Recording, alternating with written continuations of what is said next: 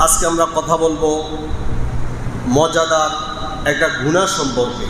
এটা গুনাহ, তবে আমরা এটা করার ক্ষেত্রে খুব মজা পাই, খুব বেশি আনন্দ লাগে। এই গুনাহটা কি বলেন তো? গীবত। এটা কি?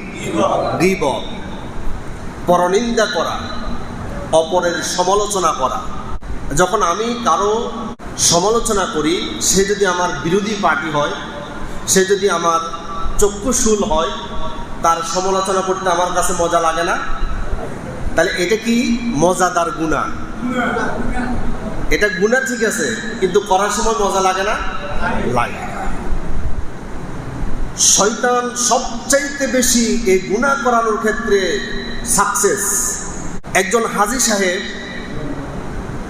ওনাকে গুনাহ করানোর জন্য শয়তান মদ পান করানো লাগে না। ওনাকে সিনেমার হলে গিয়ে সিনেমা দেখা লাগে না। মদের গুনাহ, জেনার গুনাহ, অশ্লীল সিনেমা দেখার গুনাহ কিছুই হাজী সাহেব দ্বারা হয় না। গীবত থেকে কিন্তু সে মুক্তি পায় না। ঠিক কিনা ভাই? খতিব সাহেব, ইমাম সাহেব, তারাও কিন্তু এই গুনাহ করে কি করে না? এটা খুব মজাদার গুনাহ। আসুন এই সম্পর্কে আল্লাহ তাআলা কি বলছেন।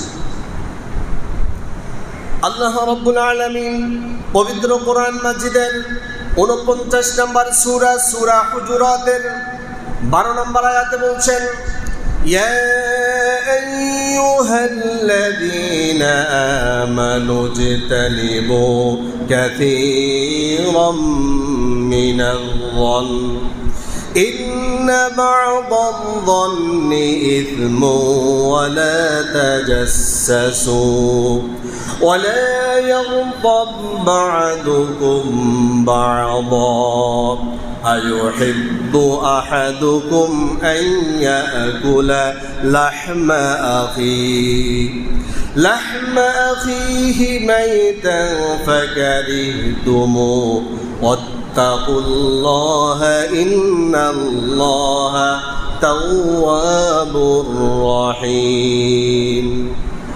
আল্লাহ রাব্বুল আলামিন বলছেন, ইয়া আইয়ুহাল্লাযীনা আমানু, হে ঈমানদারগণ, ইজতানিবু, তোমরা বিরত থাকো, তোমরা নিজেকে হেফাজত করো, কাসীরাম মিনাজ-যন্ন, অধিক পরিমাণ ধারণা করা থেকে।